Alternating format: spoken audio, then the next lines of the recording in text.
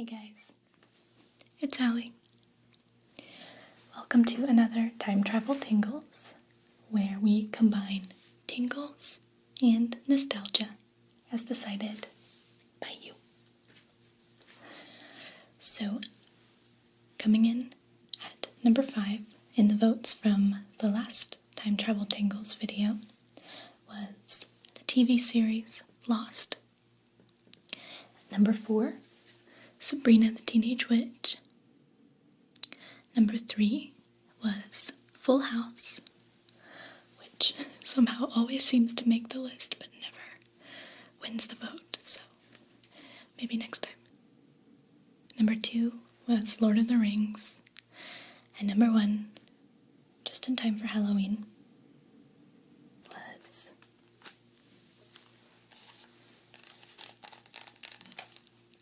Goosebumps.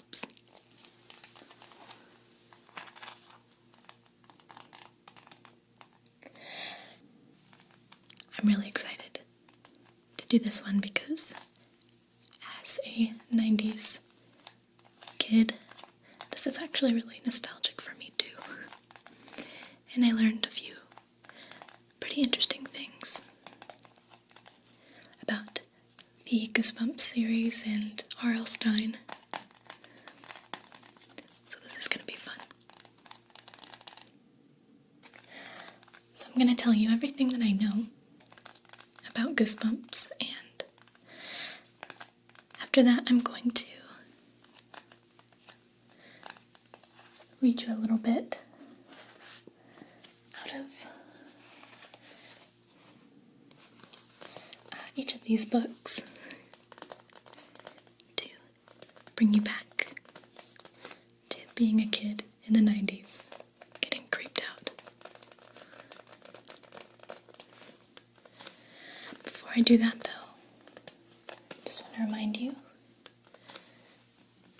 to cast your vote for the next Time Travel Tingles topic in the comments below.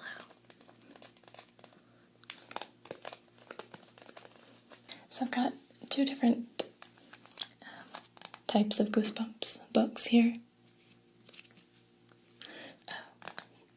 This one is the one that I'm the most familiar with, the ones that I read as a kid, which is the Choose Your Own Adventure style. I actually didn't even really know that there were any other types of Goosebumps books, because these are the only ones that I read as a kid. It's in the Give Yourself Goosebumps series. Okay. Oh, right, and the other one, sorry. The other type I have here is just a storybook. It's 10 spooky stories, and it's in the Tales to Give You Goosebumps series. So it's just a book of several different short stories.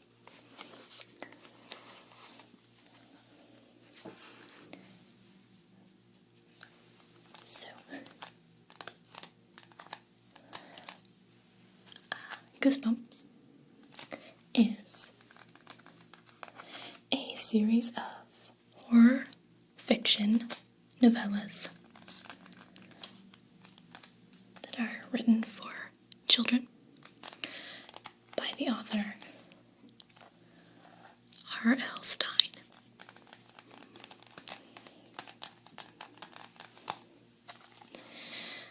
As a kid, I always kind of thought that that was maybe like a pen name, a fake name. Because it sounds kind of creepy and spooky somehow, but that's actually his name. It's Robert Lawrence Stine, and that's his name. So, the original Goosebumps series started in 1992, and between 1992 and 1997, 62 Goosebumps books were published. And small spin-off series, like the Choose Your Own Adventure series and the short story books. And it also had a spin-off television series that I watched a little bit of when I was a kid. They have Goosebumps merchandise as well. There are board games and lots of different things. As of this year, the Goosebumps books have sold over 350 million copies worldwide. So they're still pretty popular. And individual Goosebumps books, not the series as a whole, but individual books have appeared on the New York Times bestseller list for kids. That's pretty cool.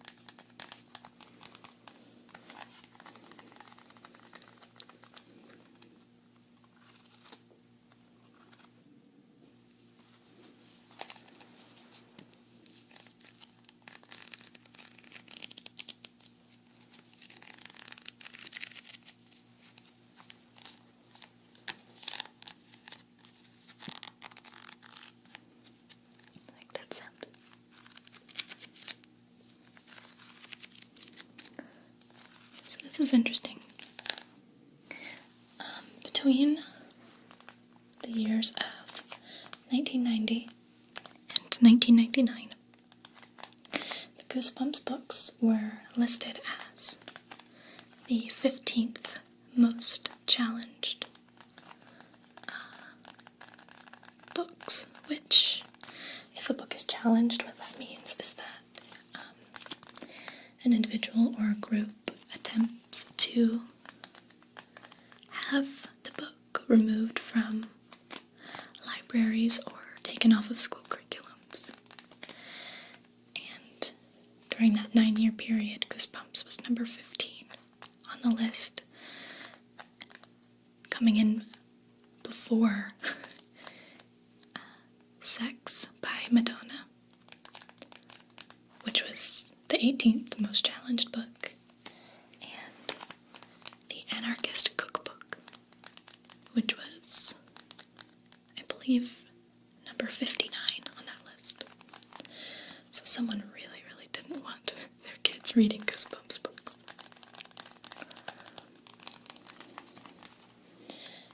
I think in subsequent years that number changed and it wasn't challenged as much anymore.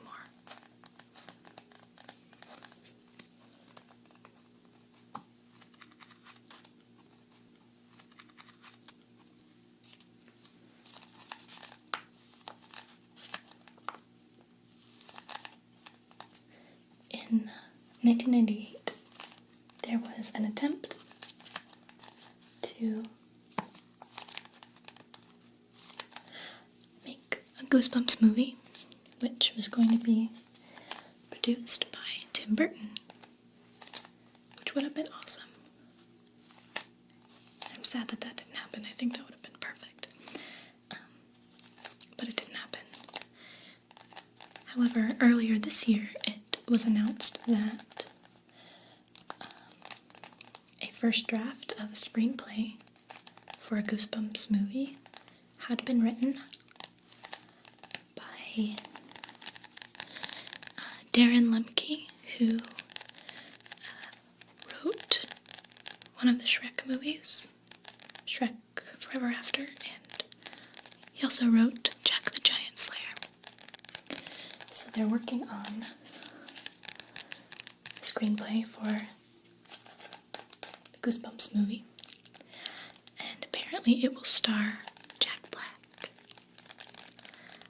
playing the role of R.L. Stine, I believe.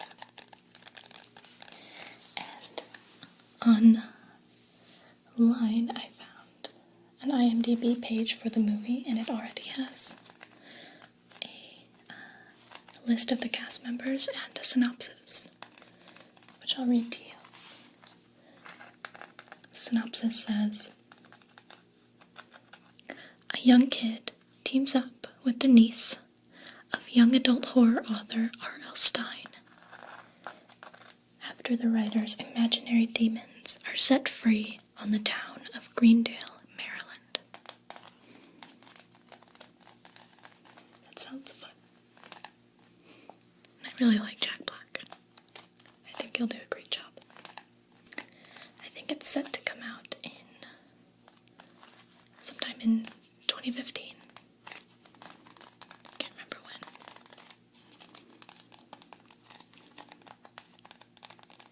But I'm pumped about it.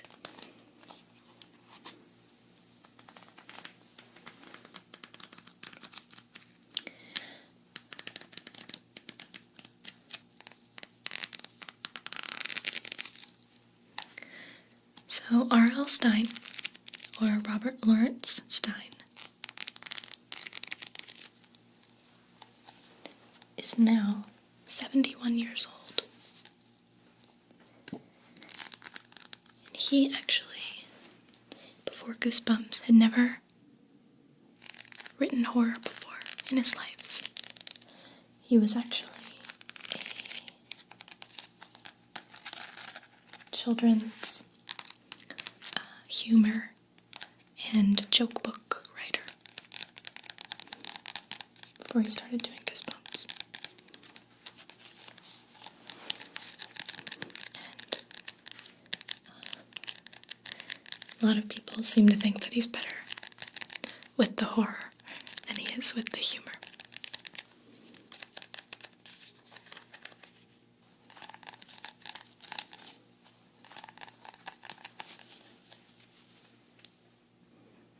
Let's get our other book.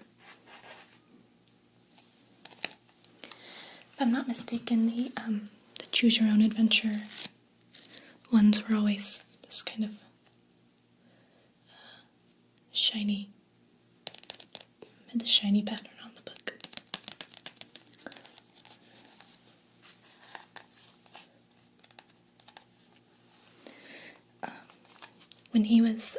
When R.L. Stine was writing joke books and humor books for kids, he actually wrote under a different name. He went by Jovial Bob Stine. That's how he was known.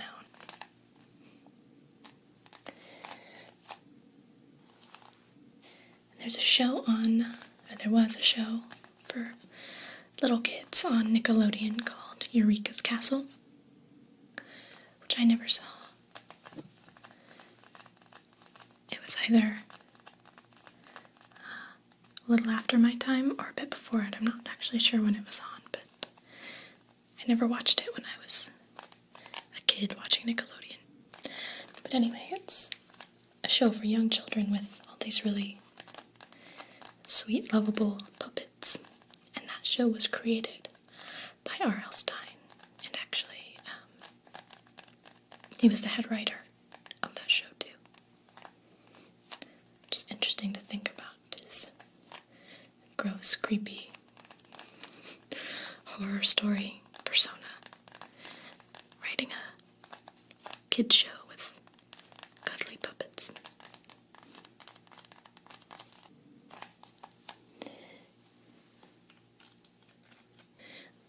One interesting thing about his writing is that he would often write his stories around titles that he had thought of. So he would first think of a book title and then create a story around that, which is what he did with the book, or the story Say Cheese and Die, which was a story about a kind of evil, like haunted camera. And apparently he was just out one day walking his dog, and that book title popped into his head, and so he decided to write a story about an evil camera.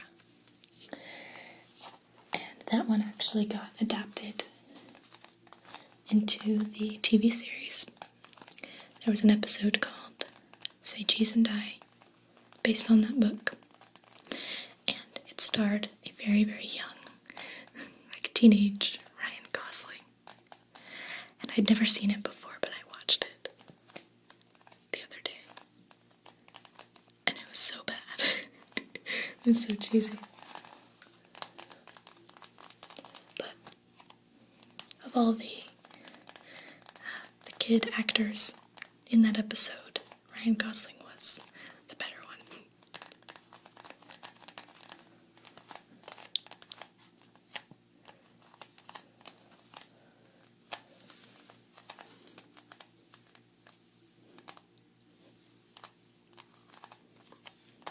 He had that like long, like Jonathan Taylor Thomas haircut that parts in the middle. It's really cute.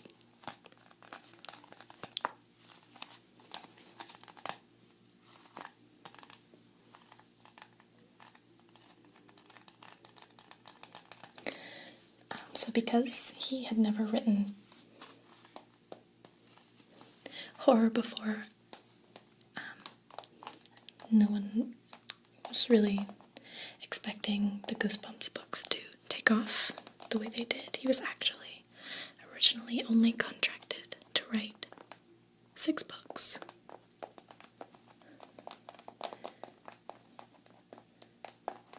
And that was going to be it, but it obviously took off from there big time.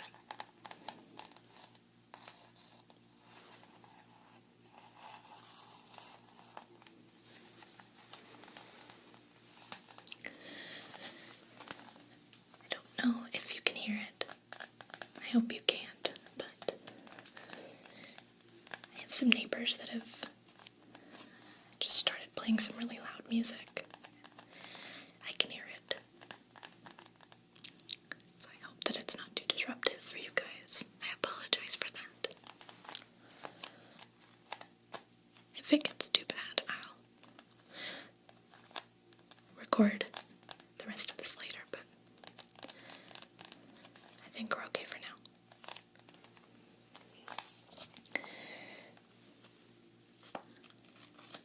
So, R.L. Stine has one son whose name is Matt. And Matt is, he's an adult now. I think he works in the music industry, but Matt, to this day, apparently has never, ever read a single Goosebumps book.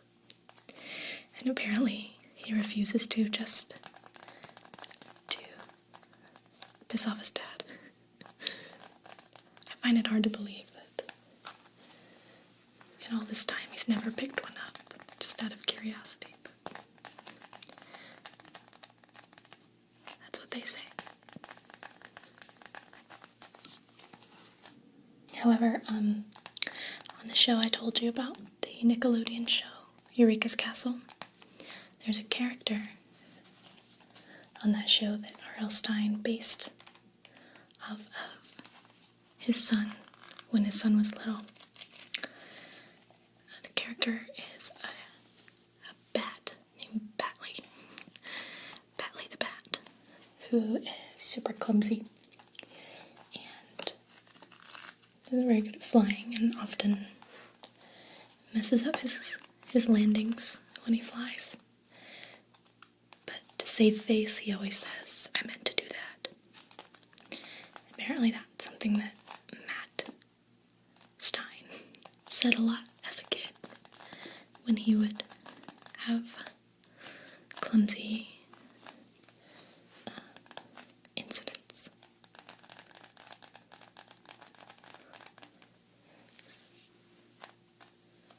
So he based that character on his son.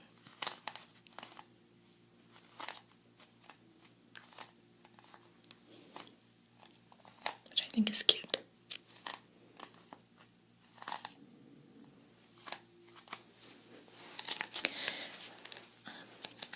Sometimes during the peak of Goosebumps popularity, R.L. Stine would not be able to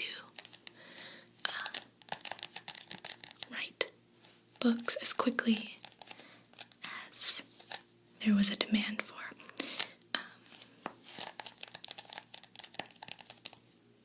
And he was pretty quick. Apparently he could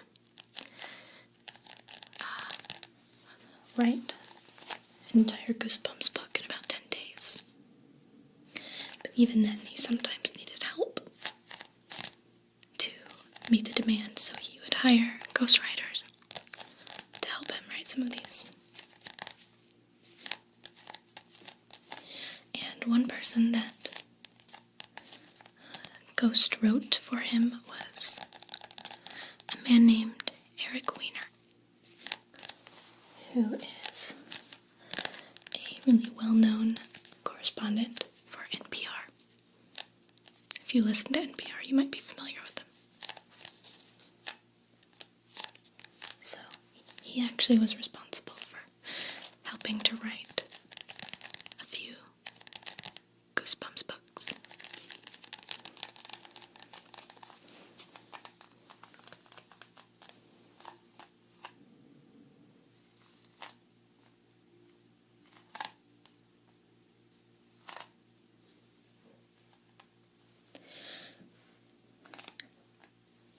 Final cool thing that I'll share is that just this week, R.L. Stine actually got on Twitter and he wrote a short Halloween story through tweets. He did a series of 15 tweets and wrote a super short story. And you can find that on his Twitter or probably anywhere online if you search for it. I read it and it was really gross. But it was cool.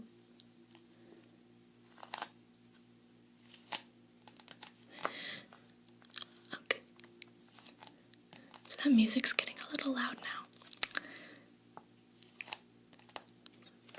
I'm gonna pick this back up when they've quieted down.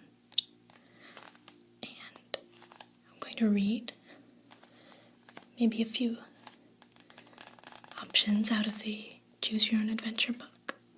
And then hopefully I'll read a full short story out of the other book. Out of this one.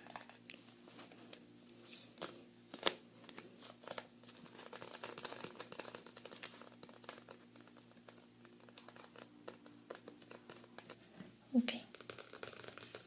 So let's read a few pages at least of the Choose Your Own Adventure book. This one is called Escape from Camp, Run for Your Life.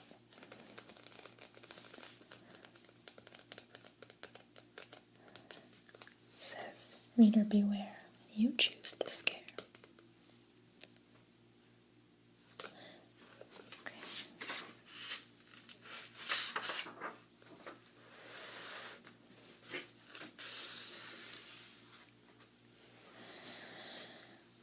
All right, you say to yourself, 10 minutes ago, it looked as if you were facing another boring day at home. All the kids in your neighborhood are away at summer camp, all but you. Your parents decided to take you on a family vacation instead, to your grandparents' farm. Boring. But your mom and dad just got an urgent call to join a dig for dinosaur bones in Mongolia. They're leaving in the morning. We'll be away for a month, your mom says. Sorry, sweetie, but we'll have to send you to Camp Pendleton after all.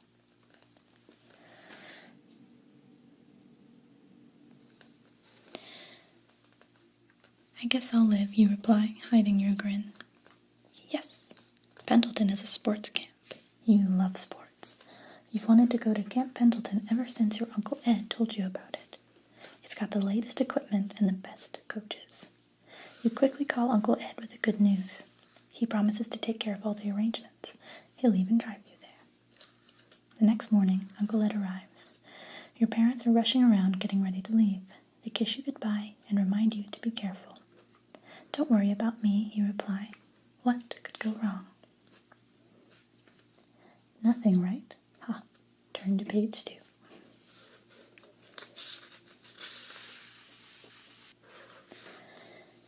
I'm psyched, you announce as you slide into Uncle Ed's station wagon. You're going to have a great time, Uncle Ed declares. Your uncle usually doesn't talk much about himself. You aren't even sure what he does for a living, but you do know he likes sports. That's what you talk about on the way to Camp Pendleton. Only it's taking forever to get there. It's out in the boondocks. All the roads here look the same. You stop for a snack. Uncle Ed makes a quick phone call. When he starts the car again, he pulls out onto the road, going in the wrong direction. Uncle Ed, you say, I think you're going the wrong way. Nah, Uncle Ed says, I've got a great sense of direction. You spot an old man in front of a lone house in the woods. Pull over, Uncle Ed, you urge. Let's ask. Sports camp, the old man frowns. There's a camp about a mile away. He gives Uncle Ed instructions to get there. If you pass the gas station, you'll know you've gone too far. See, I told you I knew where I was going, Uncle Ed says. A minute later, Uncle Ed turns down a dirt road. He pulls up to a military-looking gatehouse. A big sign says, Welcome to Camp Running Leaf. Huh? Where's Camp Pendleton, you cry. Uncle Ed only shrugs. He doesn't seem very upset. A beefy guy with a crew cut, a white shirt, and a whistle around his neck approaches your car.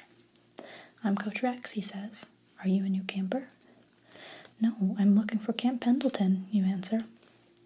Coach Rex clears his throat. This was Camp Pendleton. A new owner just took over and changed the name to Running Leaf. So everything is okay, right? You say goodbye to Uncle Ed. He shakes hands with Coach Rex. Work this youngster hard, he orders. Oh, I'm a slave driver, Coach Rex answers with a chuckle. Coach Rex and Uncle Ed laugh like two old friends.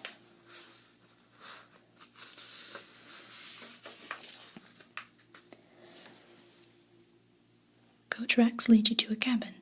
He points out an empty bunk and you drop your stuff on it. Think you're a hotshot athlete, he shouts. Surprised, you stutter. No, I just like sports. Coach Rex barks. We don't put up with wimps here. He gives you the once-over. You don't look very strong. You thought you were in pretty decent shape, but let's arm wrestle, Coach Rex demands.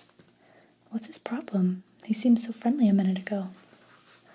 You sit at opposite sides of a table. Coach Rex pins your arm in an instant. He looks disappointed. Kid, you don't have what it takes, he announces. But you will, and soon. It sounds more like a threat than a promise. Suddenly, Coach Rex brightens. The first thing for you to do is choose one of 2 events to take part in. One event is an overnight hike and fossil hunt in the woods around the camp. You love camping out. Sounds cool. The other event is called the Selection. It's a series of athletic events, and the winner gets a special prize. So, which are you going to choose? So now it's time for us to pick. If you pick the hike, turn to page 78. If you pick the Selection, turn to page 125. Let's pick the Selection. That sounds interesting. 125. I'll do the Selection, you tell Coach Rex. Coach Rex smiles. Good. Maybe you'll go far after all. And I mean far. He starts chuckling as if he's made a big joke. You laugh politely. Now the coach gets serious. The Selection is tough. If you're going to win, he says, you need strength, and that means a big breakfast. Come on down to the chow hall. The coach takes you to a big cafeteria where the other kids are eating breakfast. Everyone stares at you when you walk in. Then they go back to their breakfasts. Each kid has a big pile of eggs. They quietly scarf down their food. No one's talking much. You notice a mountain bike in a glass case on the wall. It's top of the line, and it's brand new. Sunlight gleams on its blue carbon fiber frame. That must be the special prize for winning the selection, you think? Cool. Now you really want to win. It says go on to page 40.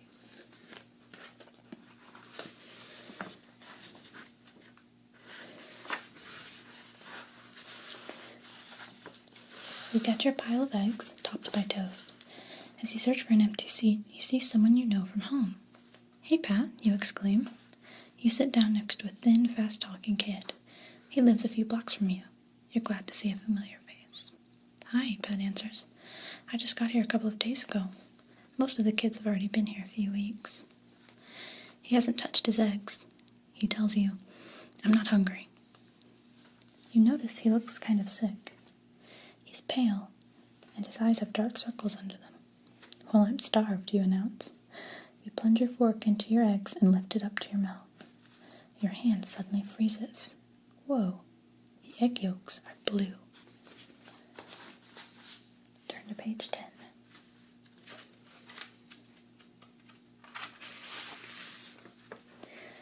Your mouth snaps shut.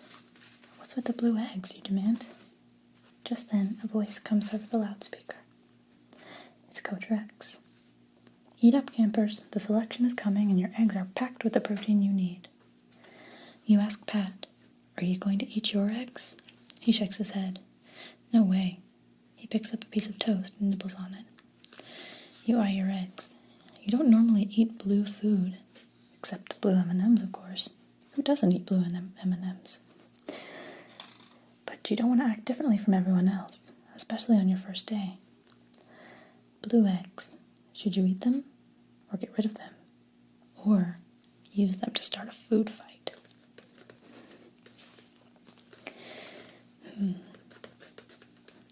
Let's go ahead and go for the food fight. It seems like the most adventurous. If you throw them at the kid across the table from you, turn to page 39.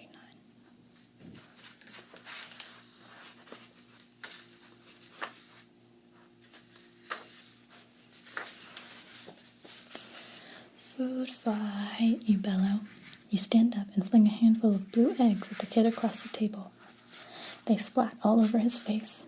Pat flips his toast like a frisbee at another kid. You both laugh. Without warning, a big hand grabs you by the collar. Uh-oh, it's Coach Rex. Veins bulge in his forehead. "Come with me," he growls. Coach Rex takes you from the cafeteria to his office. "So you're messing with the eggs," he snarls, throwing around vital nourishment. "No," you gasp. "I was just having fun." You blink. You can almost see steam coming from Coach Rex's ears. "Let me show you something," he says. "I think you'll find it very interesting." What could be more interesting than blue eggs? Turn to page 15 to find out.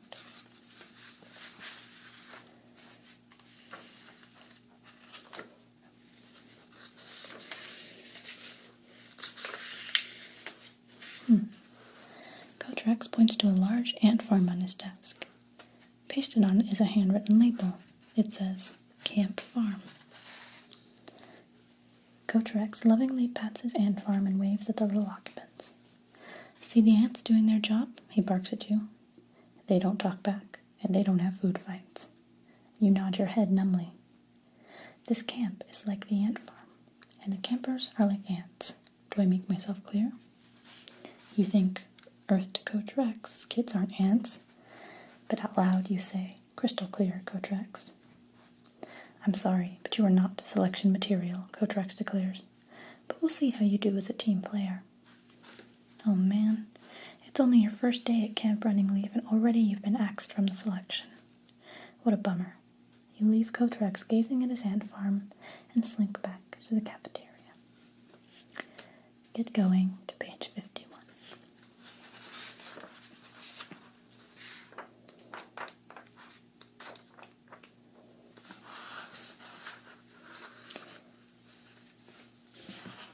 As you slide back into your seat at the cafeteria, you notice that Pat's lips are covered with blue egg. I thought you weren't going to eat your eggs, you say. Pat shrugs. One of the coaches made me. They're pretty good. He smiles weakly. His eyes look a little glazed. Another camper, Charlie, comes over. He's about your height, but he's very muscular. Come to think of it, all the campers look strong. But hey, this is a sports camp. In a monotone, Charlie says, I loved food fights at school, but... He scratches his head as if trying to remember something. We must eat our eggs, not throw them. Another camper shuffles over. Yeah, he chimes in. We're supposed to follow the rules. You roll your eyes. What's wrong with these kids? Haven't they ever heard of having a little fun? You're beginning to think this place is like an ant farm. Everyone acts like they're in the army. You're not sure you can hack this place. Maybe you should pretend to be sick and call Uncle Ed to pick you up. On the other hand, what if Uncle Ed thinks you're a wimp? Maybe you should just stick it out. If you pretend to be sick, turn to page 79. If you stick it out, turn to page 58. Let's pretend to be sick. Page 79. You hold your stomach, groaning. Oh, I'm sick. Where's the infirmary? Charlie points to a low, white building across from the cafeteria. Hope you make it back. Huh? Why wouldn't you make it back? At the infirmary door, a voice behind you makes you really groan. Got a problem, camper? Coach Rex asks.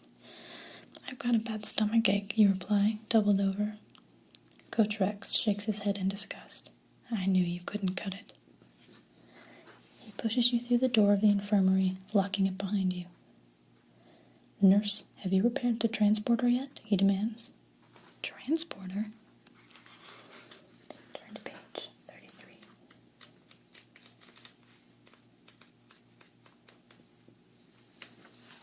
Oh, this is the end. The nurse, a bone-thin woman with a knobby bun, shrugs. I've done the repairs, but I'm still not certain how well the transporter is working. Well, let's use this one as a guinea pig, Coach Rex suggests, pointing at you. All right, just step this way, dear, the nurse coos. She steers you onto a large steel platform. This won't hurt at all. Your head whips back and forth between Coach Rex and the nurse. What are you going to do to me? You stammer. Coach Rex tells you, if you make it to Zentron, there's no reason you can't work the mines. I'm sure you'll last as long as the average slave, 3 years. What's Zentron? What mines? You demand, terrified. Then, from above, a blue light sweeps over your body. You feel it tingling. Whoa. Coach Rex, the nurse, the infirmary, they're all fading from sight. You're really being transported, just like in the movies. Unfortunately, the transporter isn't working right. Instead of sending you to Zentron, it beams you directly into the sun. In seconds, you're so hot, Coach Rex could fry a blue egg on your head. But hey, it could be worse. At least you'll get a tan this summer. The end. Interesting. Okay. So that was one ending. Kind of abrupt.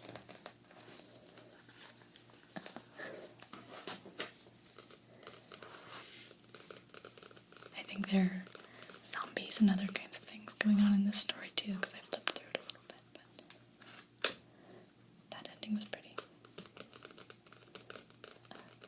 bizarre. Okay.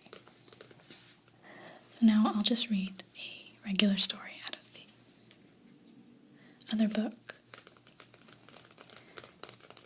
out of the Spooky Stories book. And that'll be it.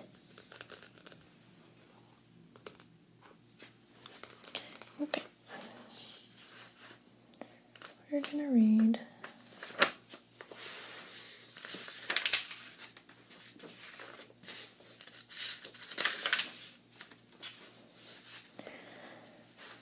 let's do this one. It's called Good Friends on page 57.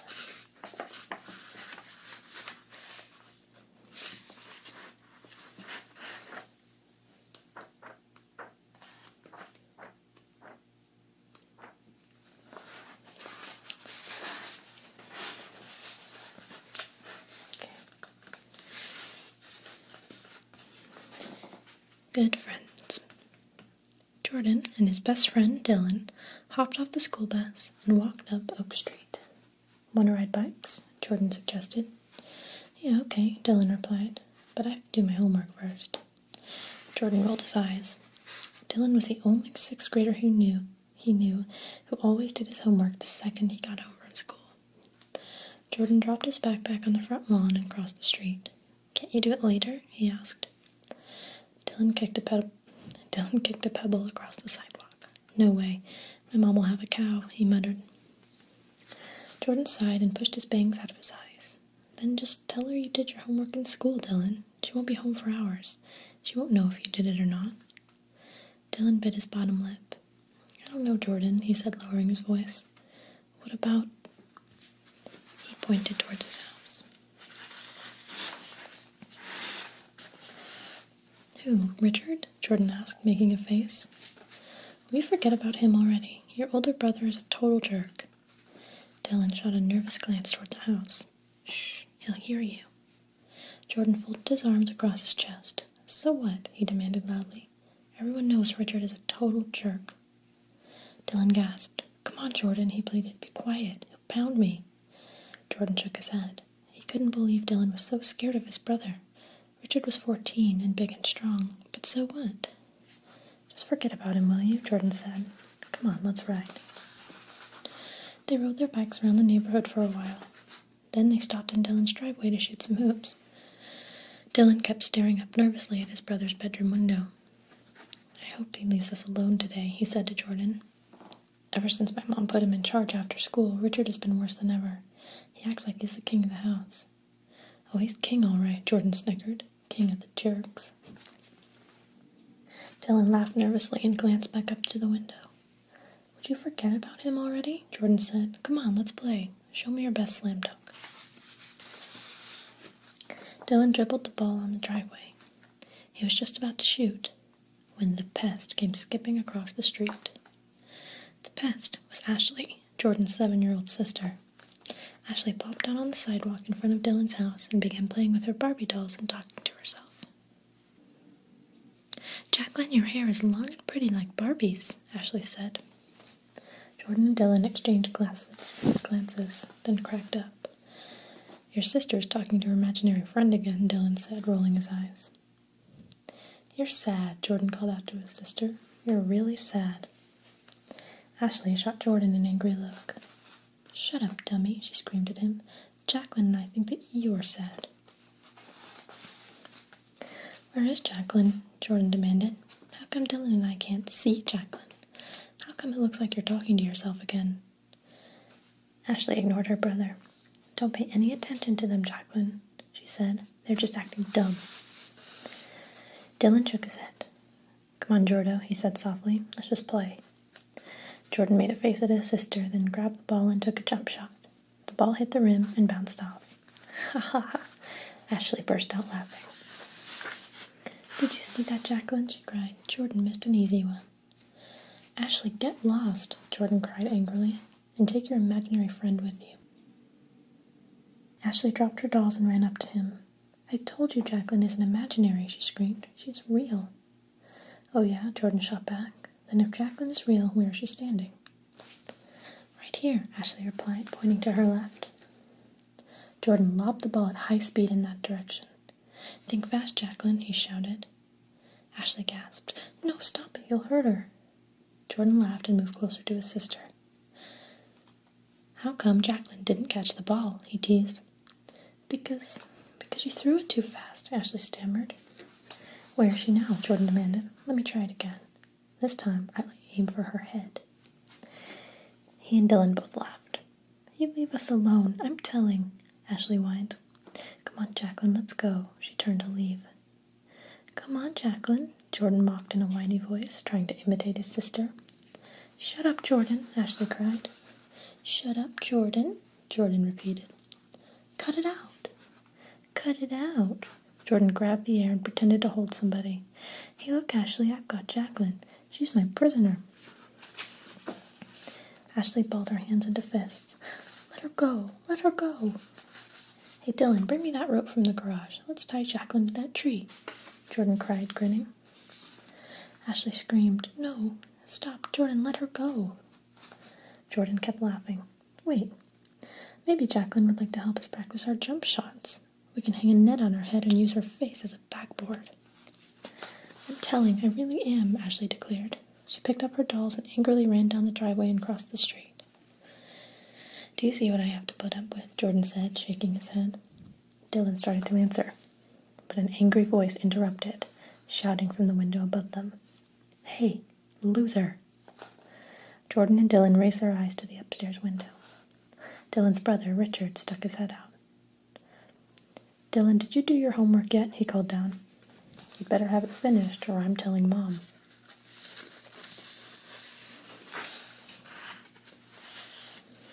Dylan nervously rolled the ball between his hands. Just ignore him, Jordan whispered. Dylan lifted the ball and tossed it up to the net. The ball missed the backboard completely. Richard burst out laughing. You really are a loser, Dylan. I could make that shot blindfolded. Who taught you how to play? Did your best friend Jordan teach you how to shoot like that? Jordan's face grew red. He opened his mouth to say something nasty, but Dylan's eyes pleaded with him not to. Please, Jordan, Dylan begged in a whisper. Just ignore him, please. What did you say? Richard shouted down from the window. Are you talking to me, loser? Dylan cleared his throat. No, just leave me alone. I did my homework already, so just leave me alone. Richard shook his head. Try shooting with both hands, he called down. Then he slammed the window shut with a loud thud. Dylan hugged the ball tightly to his chest. His face was white. He thinks he's so great, he muttered, his voice trembling. What a jerk, Jordan exclaimed. Why do you let him boss you around like that? Dylan shrugged. Because he can beat me up, he admitted. Well, if he were my brother, I'd tie him to his bed at night and tape his mouth shut, Jordan said seriously. Dylan laughed. You always have the best ideas, Jordan. What are friends good for? Jordan replied. Later, Dylan sat at his desk slumped over his math book. I've got it, Jordan cried suddenly, startling him. You've got what? Dylan asked. The perfect trick to play on Ashley, Jordan announced with a mischievous grin. Dylan smiled and lowered his pencil. What is it? He asked eagerly. Your tricks are always the coolest. Thanks, Jordan replied proudly. Okay, here it is. You know how scared Ashley is of Axel and Foley, right? Dylan nodded. Yeah, I don't like Richard's pet tarantulas much either. Well, Jordan continued, grinning, what if Axel and Foley somehow got loose? Dylan's eyes widened. I don't know. Oh, come on, Jordan insisted. Ashley would freak. I'll run up to her and scream, the spiders are loose. The spiders are loose. Run for your life. Then when Ashley runs out screaming, I'll tell her that I saw Axel swallow Jacqueline up whole. Well, Dylan hesitated. His friend's plans always scared him a little. Dylan, come on, it's perfect. Look at her. Jordan pointed out the bedroom window. My dopey sister's playing catch with her invisible friend right there in the front yard for everyone to see. Dylan peered out the window. She does look pretty stupid, he admitted. Okay, so let's sneak into Richard's room and... Jordan, I don't know if this is such a good idea, Dylan said. Richard will pound me for sure if we touch his spiders. Oh, stop worrying so much, Jordan replied impatiently. He'll never know. He's down in the den right now watching television. We'll be real quiet, no problem. Dylan peered out the window again and watched Ashley playing catch with her imaginary friend. Okay, let's do it, he agreed. Jordan led the way to Richard's room. They crept inside and made their way to the tarantula tank. Go ahead, Jordan urged, whispering. Pick them up, hurry. Dylan picked up the 2 tarantulas, one in each hand. They felt warm and hairy. They kind of tickled. Tiptoeing silently, they made their way downstairs, sneaking past Richard in the den. Jordan pushed open the front door. They crept down the front steps and onto the driveway. This is going to be awesome, Jordan whispered as they crept up behind Ashley. Dylan held the tarantulas high above his head. Ashley didn't hear them coming. She was laughing, calling out to her invisible friend, Nice throw, Jacqueline. They tiptoed closer until they were right behind her. One more step and... Dylan! A voice roared from the porch. Jordan and Dylan whirled around.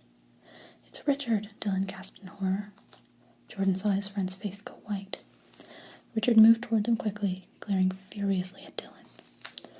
"What are you doing out here with my tarantulas?" Richard demanded.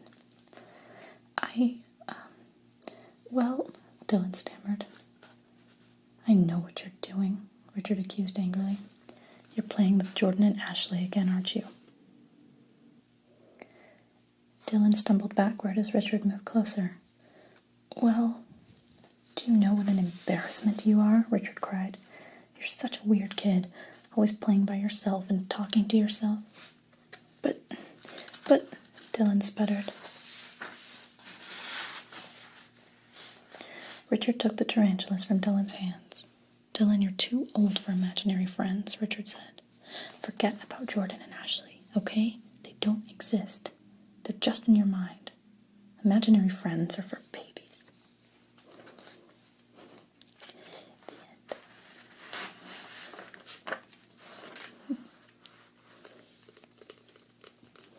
So Jordan was an imaginary friend all along. And I guess so was Ashley. Which makes Jacqueline kind of meta. She was the imaginary friend of Dylan's imaginary friend. Cool. That was fun.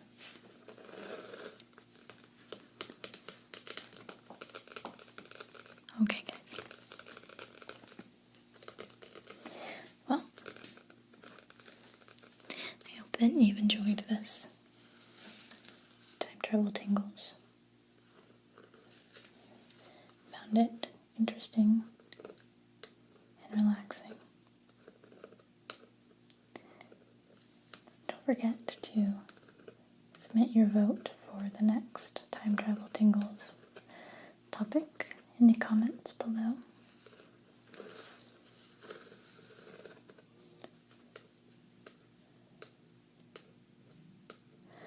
And as always, I wish you a restful sleep and pleasant dreams. And I'll be seeing you again very soon. Till then, sweet dreams, time travelers.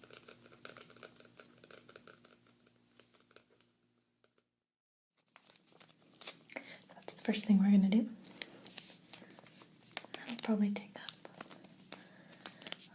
3/4 of the video. And then, next item that I have is